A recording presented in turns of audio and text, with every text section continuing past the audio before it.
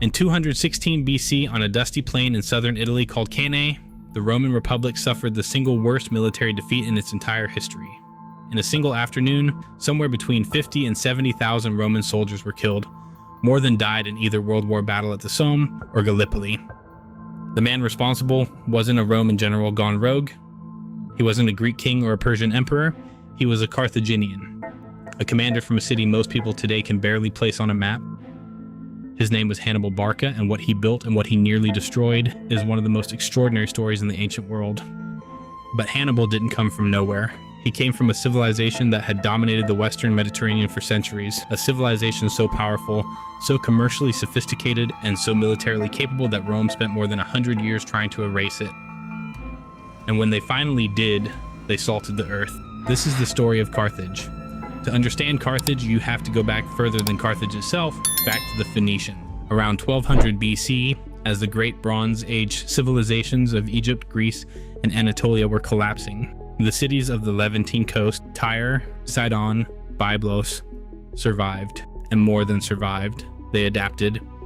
The Phoenicians were merchants and sailors by nature. Their homeland was a narrow strip of coast hemmed in by the Lebanon Mountains to the east and the sea to the west.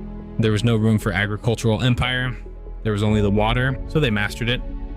By 1000 BC, Phoenician ships were sailing routes across the entire Mediterranean that most other civilizations didn't dare attempt. They reached Cyprus, Sardinia, Sicily, the coasts of Spain, and eventually passed through the Strait of Gibraltar into the Atlantic Ocean itself.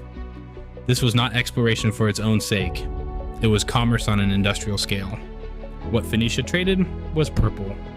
Tyrian purple, extracted from murex sea snails in a process so expensive that a single pound of dyed cloth cost more than most workers earned in a year. It became the color of royalty across the ancient world, and the wealth it generated financed a network of trading colonies stretching from Lebanon to Morocco. One of those colonies, founded around 814 BC by settlers from Tyre, sat on a peninsula in what is now northern Tunisia. The Phoenicians called it Qart Hadasht. The Romans would call it Carthago. We call it Carthage. The location was chosen with precision.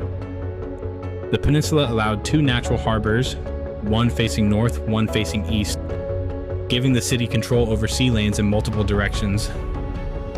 Its position in the central Mediterranean meant any ship moving between the eastern and western halves of the sea had to pass within reach of Carthaginian influence. From the very beginning, Carthage was designed as a choke point. For the first few centuries, Carthage was a loyal daughter city of Tyre. But history has a way of reversing power dynamics. In 574 BC, after a 13-year siege, the Neo-Babylonian king Nebuchadnezzar II finally broke Tyre. The mother city was crippled. And Carthage, by this point, wealthy and strategically positioned, stepped into the vacuum.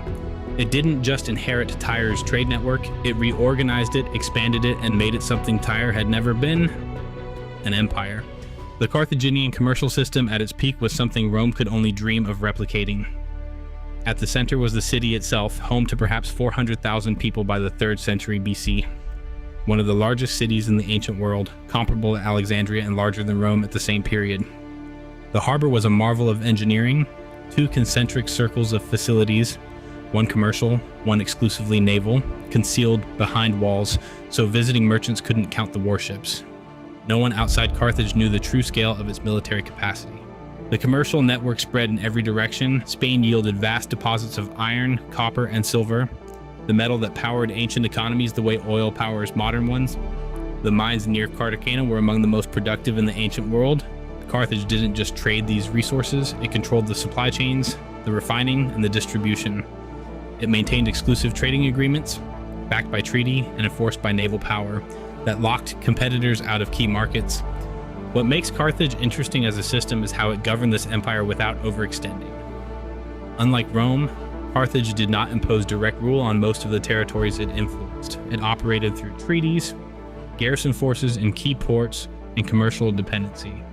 Local elites were given access to Carthaginian markets. In return, they provided tribute, soldiers, and political cooperation.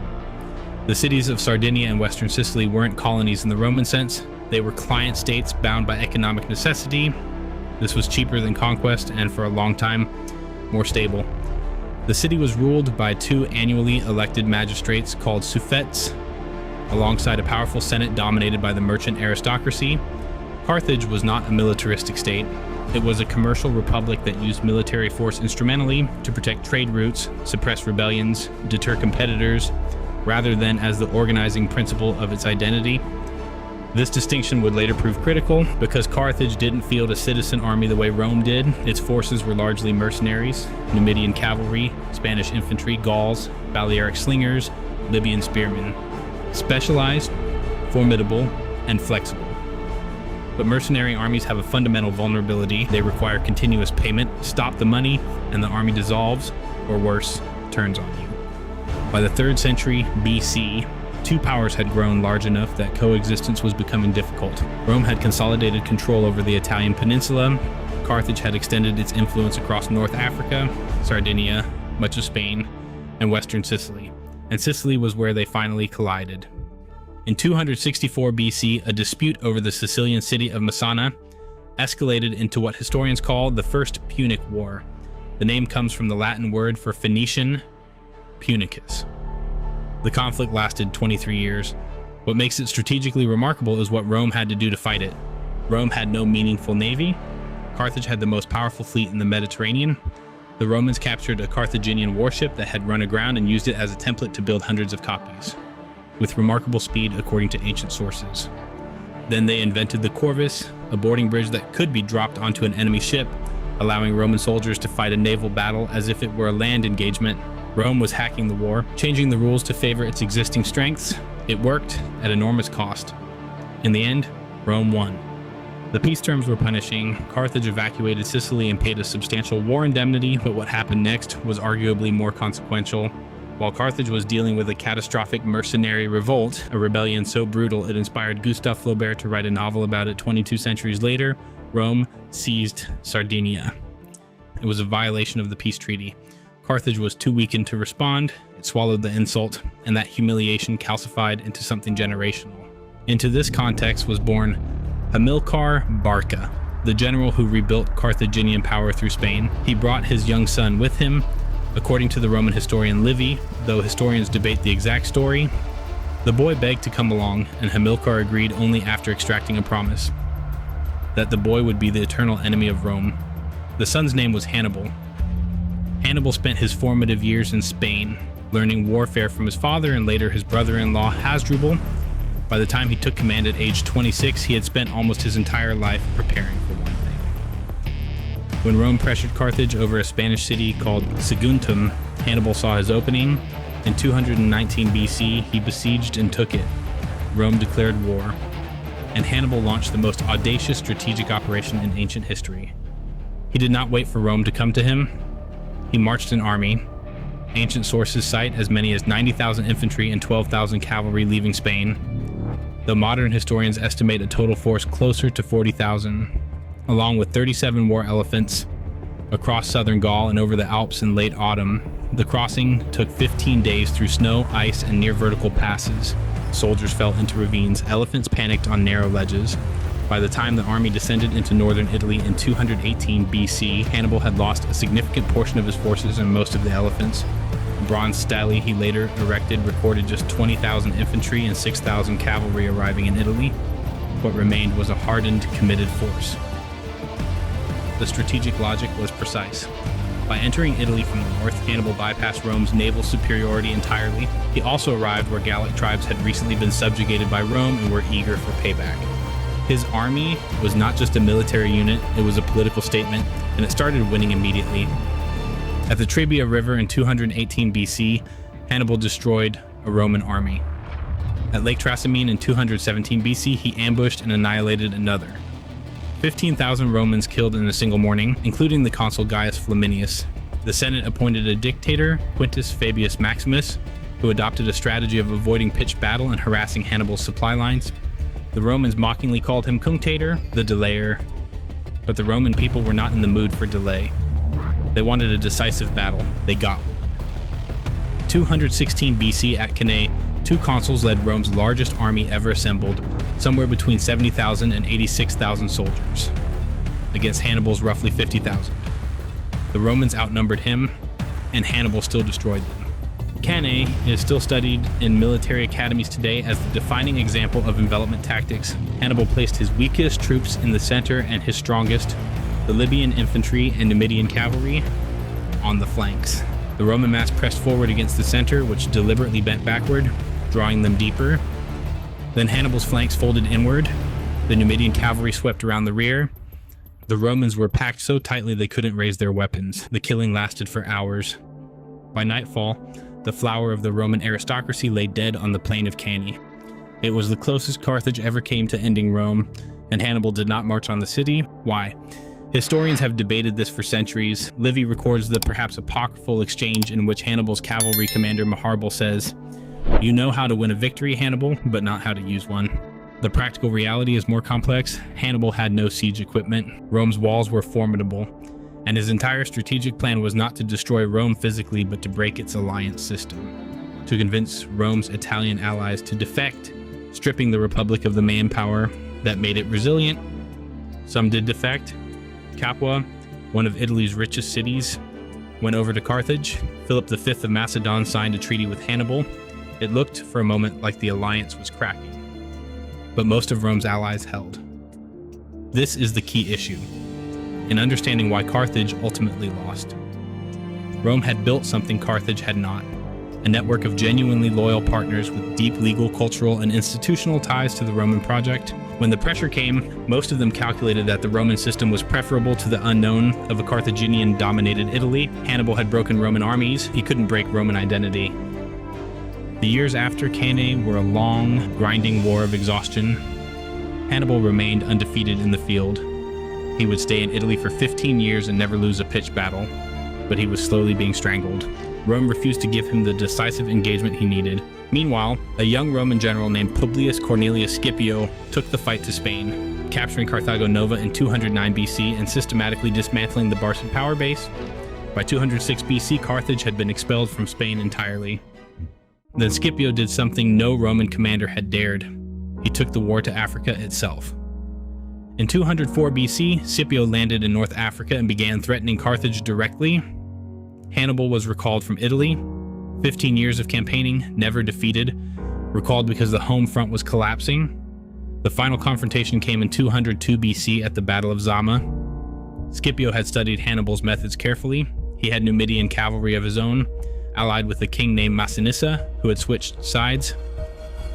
When Hannibal deployed his war elephants at the opening, Scipio had his troops open lanes in their formation, channeling the elephants through harmlessly. Then his cavalry drove Hannibal's horsemen from the field and returned to encircle the Carthaginian infantry. A reverse Cannae. Hannibal was beaten for the first time in his life. The Second Punic War was over. The peace terms were catastrophic. All overseas territories surrendered. The war fleet limited to 10 ships. A massive indemnity imposed, payable over 50 years. Most critically, Carthage was forbidden from making war on anyone, including its enemies, without Roman permission. This left Carthage defenseless against Numidia, which began raiding its territory knowing it couldn't legally respond.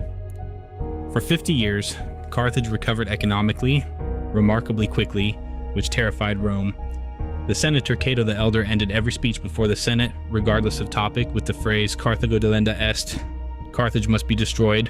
It reflected a genuine anxiety. A commercially resurgent Carthage, even stripped of military power, was still a rival. In 149 BC, Rome manufactured a pretext. Carthage had finally responded militarily to Numidian raids, technically a violation of the peace treaty. The Roman demand that followed was almost inconceivably cruel. Abandon the city entirely. The population could resettle inland. The city itself would be demolished. The Carthaginians refused. What followed was a 3-year siege, Carthage defending itself with weapons improvised from temple roof timbers and women's haircut to make bowstrings. In 146 BC, Scipio Aemilianus, the adopted grandson of Scipio Africanus, breached the walls. The city was taken district by district. The surviving population, perhaps 50,000 people, was sold into slavery. The city was burned. The story about the Romans salting the earth is probably a later embellishment, but the sentiment it captures is real. Rome didn't just want to defeat Carthage, it wanted to erase it. The story of Carthage is a study in structural vulnerabilities hidden inside impressive systems. Carthage's commercial model was optimized for peace. Mercenary armies work when the money flows. Client states cooperate when commercial relationships are intact. The moment the system came under sustained military pressure, the weaknesses became fatal. Mercenaries mutinied. Client states recalculated. When Hannibal needed reinforcements in Italy, Carthage sent them too late and too few. Not because they lacked resources, but because the political system couldn't coordinate under existential pressure. Rome's system was less elegant but more resilient. The Roman alliance network asked more of its members, but gave them more in return. Latin rights, the prospect of eventual citizenship, genuine political inclusion. These were not just incentives, they were identity, and identities are harder to break than contracts. There is a particular irony in the final chapter. After Zama, Hannibal returned to Carthage as a reforming statesman. He was elected suffet in 196 BC and attacked the corruption of the Carthaginian aristocracy, restructuring city finances so effectively that Carthage began paying the Roman indemnity ahead of schedule. Rome, alarmed, pressured Carthage to hand him over. Hannibal fled, eventually becoming a military advisor to Hellenistic kings, still resisting Roman power. Around 183 BC, cornered in Bithynia, he took poison he had carried with him for exactly this possibility. In the same year, Scipio Africanus died in self-imposed exile, embittered by Roman political rivalries, reportedly ordering these words on his tomb: "Ungrateful fatherland, you shall not even have my bones." The two greatest commanders of the age, enemies for decades, ended in the same year, cast aside by the systems they had spent their lives serving. There is something in that symmetry that feels less like coincidence and more like the ancient world's way of closing an argument. Carthage is gone. Its language survives in fragments. Its gods were systematically vilified by its enemies. For centuries, its reputation was defined almost entirely by Roman sources who had every reason to paint it in the darkest possible terms. And yet what Carthage achieved remains remarkable. For nearly 600 years, it operated one of the most sophisticated commercial empires the ancient world had ever seen. It sent explorers down the coast of West Africa centuries before European ships would attempt the same routes, and it produced, in Hannibal Barca, a commander whose tactical genius reshaped how Rome fought wars for generations. Rome won, but Rome was never quite the same after Cannae. The trauma of those 15 years with Hannibal in Italy accelerated Roman military reform, hardened Roman political culture, and planted the seeds of the imperial ambitions that would eventually destroy the Republic itself. In a very real sense, Carthage's fingerprints are on everything Rome became. The empire that salted the earth didn't escape the fire it started. It just took a little longer to burn.